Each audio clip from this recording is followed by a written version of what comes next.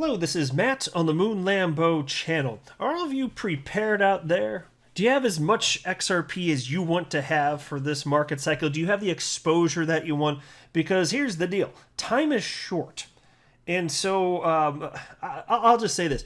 I haven't bought any XRP since the beginning of October last year.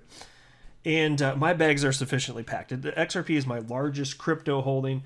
And there's a reason that I haven't purchased XRP since then. First of all, I bought enough, and for me, I was just like, if I don't stop now, I have a serious problem. Like, I'll need to join some sort of group, and I'll have to walk in. It'll be a room with the chairs in a circle, so you're all facing each other, and I'll sit down and I'll say, "Hi, I'm Moon Lambo, and I'm an XRP-aholic." Effectively, it'll be one of those types of things. So, and then the tax implications in the United States are such that you need to hold your cryptocurrency for at least a year in order to get hit with just the large-term capital gains tax rate. But if not that, you're going to get taxed at whatever your income bracket is in the United States. So if you have a year where with your crypto, imagine that you're pulling in seven figures and then you lose about half of it. Well, look, 20% is bad enough, and I believe that's the number currently for capital gains. So I'm going to pay whatever I owe for sure, but that's why for me, I was just like, I need to make sure I hold this for at least a year. So anyway, look, the next 12 months are going to look very different. And so I want to talk about a number of things here. But before going any further, I do want to be clear. I do not have a financial background of any kind. I am not offering financial advice, and you definitely should not buy or sell anything because of anything that I say or write. I'm just an enthusiast who enjoys making YouTube videos about crypto-related topics, but just as a hobby and just for fun. And so look on your screen right now, XRP $1.10. What's it going to look like in 12 months? Well, again, look, like I said, time is short for those that wish to add to their XRP positions. Very short. And as I've said many times, things happen fast in crypto. Just 12 months ago today, XRP was trading at 25 cents, just 1 year ago today. And again, now it's at $1.10. A lot has happened over the last 12 months, hasn't it? Well, that's going to be doubly true if you fast forward out further. So look, those that have held through all the turbulence over the last 12 months are currently up over 400% in XRP. And that's after a pullback from the 2021 high in April of roughly $2. And I don't want to hear any of this, yeah, but if I'd put it somewhere else, I know that it would have been so-and-so higher. I don't want to hear, that's a child's game. You have the benefit of hindsight, and some coins are going to pop before others, and some have gone up way more than anybody could have ever reasonably expected. Look at what's happened with Doge. Like, there's all sorts of stuff to say, oh, XRP, piddly, this or that, only 400%. What a children's game. I am not playing that nonsense game. That's a bunch of crap. You don't know what's going to happen. So from you sitting there in your perch from the future, no. Because 12 months ago, you didn't have that information, so how could you have known?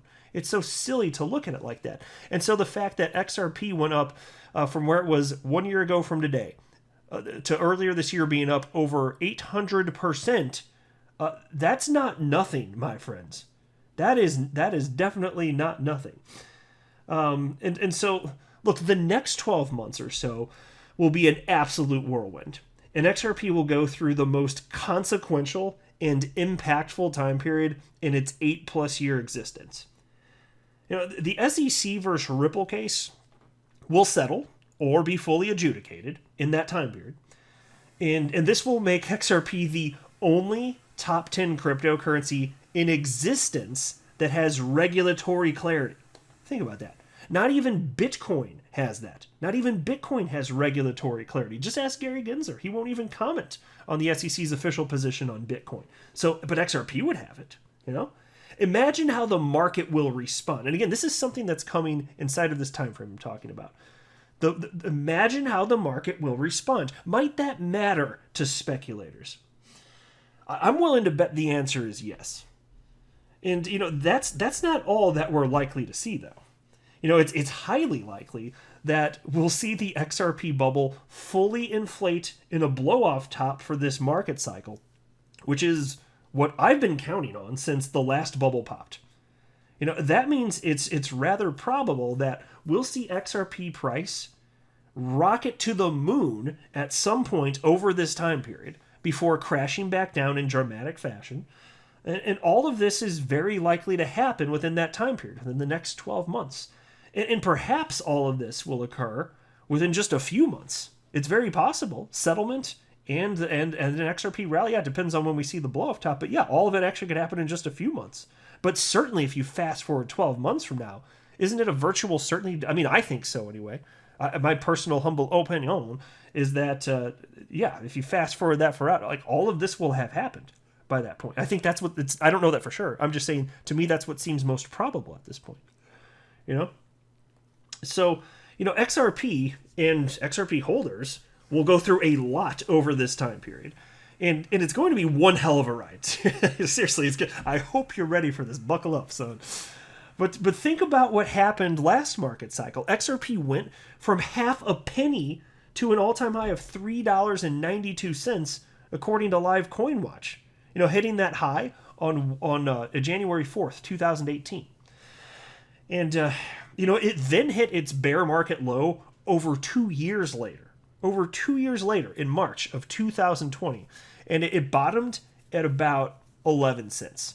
And so think about that. You understand, that was over a 95% drop from the top to the bottom. 95%, over 95%.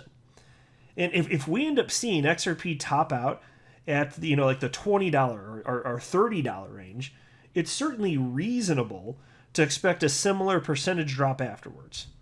So, if we're to fast forward 12 months from today, and we're in a bear market 12 months from today, XRP may very well still be like $4 or $5.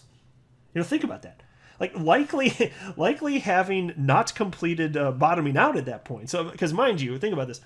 XRP took a long time to hit its bottom. It did. So I'm not saying that XRP will be at its bottom a year from now, but it could still. What if it still is? What if it's like $4 or $5? And it depends on how high it goes. If the peak for XRP ends up being somewhere in that $10 to $13 range, well then yeah, maybe it'll be even less than that a year from now. But it will have gone on one hell of a freaking ride in the meantime. And so now again, that depends on where the price tops out, and the timeline is uncertain. But such a scenario is well within the realm of possibilities. We have so much to look forward to over the next 12 months. We really do. And so again, time is short for those who want to have more exposure to XRP for this rocket ride than they currently have. Once this is all said and done, I suspect that people, most people are going to wish they had bought more XRP when it was cheaper. That's my expectation here.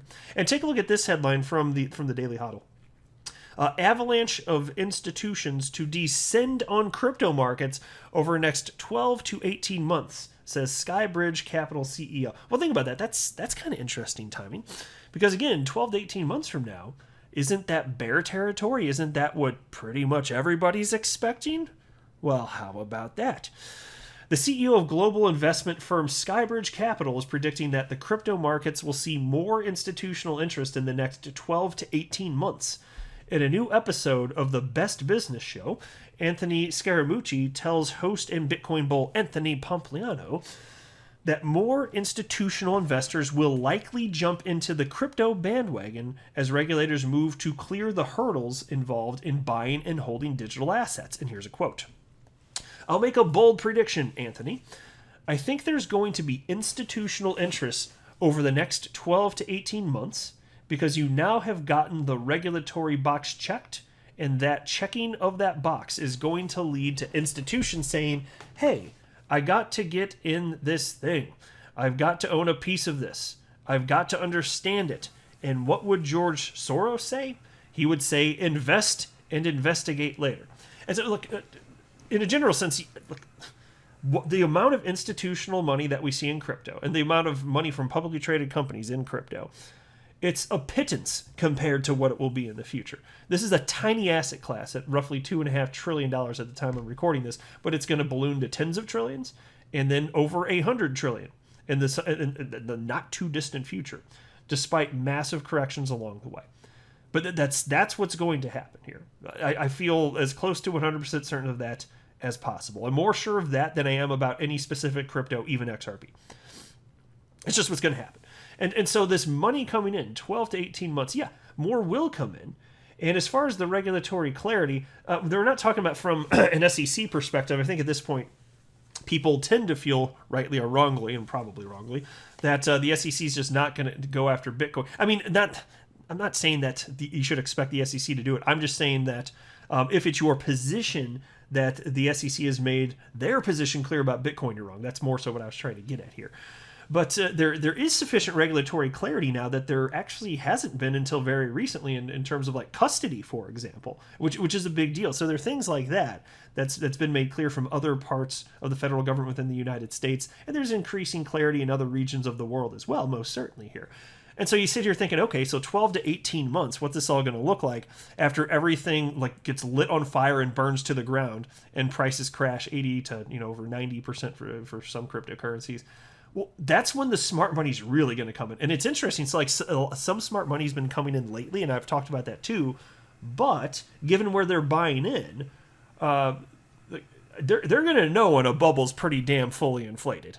I think that they're going to respond accordingly. But then what's going to happen after that? And that's why this guy's right. Scaramucci here? Yeah, I think he's right. I would absolutely expect this to be the case. You're going to see a lot more jumping in during this bear market than you did during the last bear market because, like I've said, the more time passes, the more validation this asset class has. And eventually there's going to be so much validation that people are going to look at you funny if you don't think that crypto is going to be here for the long haul. You won't be taken seriously. And that's what we're edging closer to, but we're still on the earlier side in terms of adoption right now. But that's good because that means that there's more opportunity as a result of, if everybody already believed, yeah, of course it's going to be here, well, then the opportunity's gone. But you're in the minority of people in the world. So if you're listening to this and you're invested in crypto, you're a very small percentage of humans that are here. Like you're part of a very exclusive club in that sense. Because it's estimated that maybe somewhere in the neighborhood of about 3% of humans on the planet have ever held any cryptocurrency at any point in time. And then it's even smaller those who hold XRP. It's a lot of humans, don't get me wrong. It's in the millions of humans. But that's a very small percentage. So it could be like, what, 0.003% or maybe on the high end, like 0.01% of humans have ever held XRP at any point in time. It's almost nobody. And here we are, and we know it. Like, we are so fortunate. Because while markets are illiquid like this, like when I'm telling you, when the money comes in and we're here first, that's what creates the opportunity. When markets are illiquid, you get this multiplier effect when the money comes in. That's why this is so incredible right here. And then the piece reads as follows. Scaramucci considers the possibility that Bitcoin, which is currently worth $61,354.19, may trade back to $50,000, but he says that the top crypto will likely breach the 6-digit mark after the U.S. Securities and Exchange Commission greenlighted the first batch of Bitcoin futures exchange-traded funds. And I'm going to read a quote, but I will say this. I think that was going to happen. Like, whether or not it's going to happen, I think outside of this development with the SEC and the Bitcoin futures ETF, I think whatever's going to happen is just going to happen anyway. I honestly do. But here's the quote. It's likely to get to $150,000 over the next 12 months.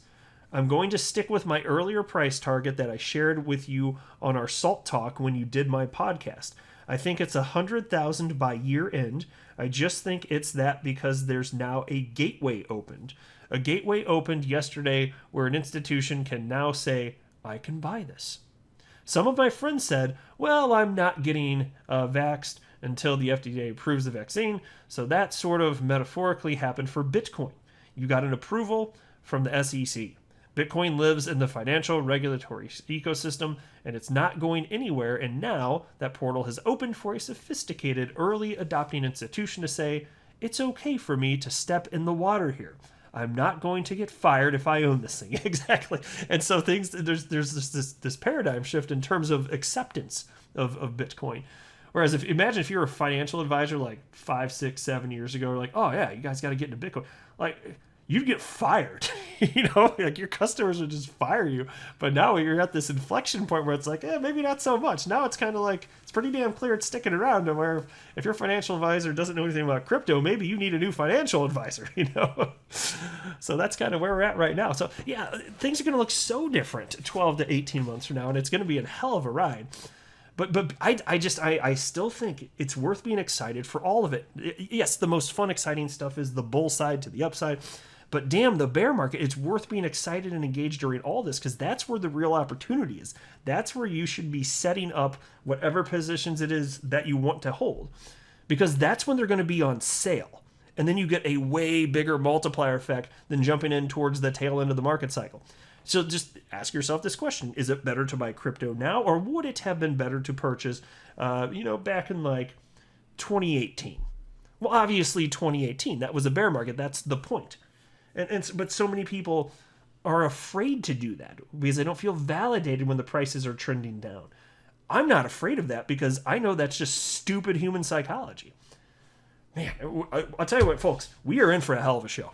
We really are. So anyway, thank you for hanging out with me, because it's good to have XRP friends here, people that are into crypto in general too, because I don't have people in my real life that are sufficiently interested to go on this journey with me. Like I think most of my family and friends own at least some crypto at this point. They're not following it. They're not. It's not something to where, if this goes the way that we think it's going to, that it's going to be particularly meaningful. At least that's the impression I get. Not that they've all told me their holdings, but with the degree to which they're engaged and how little they seem to know about it, I'm just thinking, well, I'm glad they're in it. Good for them in that sense, because they're still like on the cutting edge compared to most of humanity. But still, my point in saying all of that, it's not to dig on them. Good for them, I'm saying. But it's just that I don't have anybody in my real life where I can actually talk about this stuff. So I'm glad I got you folks. It's good. I get to be engaged. We got the comment section. We got Twitter, all this stuff. So I'm on Twitter every single day, which you might want to consider doing. Like, Twitter's a cesspool. Don't get me wrong. It definitely is. It's like an awful place. But if you're just there to hang out with other people that are also interested in crypto and XRP, you can just filter out everything else. That's what I do. That's I pretty much almost exclusively follow XRP people. So that's what my news feed's filled with, which is good. I can log in there and just see a bunch of the stuff, like what's getting talked about, what's going on in the news every single day. And I love it. It's engaging. And you get to know people. Like, even though I haven't met any of these people, any of my fellow XRP community members in person, but still, like, you get to know people. It's a thing. And I think that I'll have an opportunity in the future at some point. I know it's weird with the pandemic and everything, but I'm sure I'll get to meet a bunch of people in the future. There will be more meetups. There will be. But I'll go ahead and wrap up here. I'm not a financial advisor. You should not buy or sell anything because of anything that I say or write. That would be a very, very, very bad idea. Until next time, to the moon, Lambo.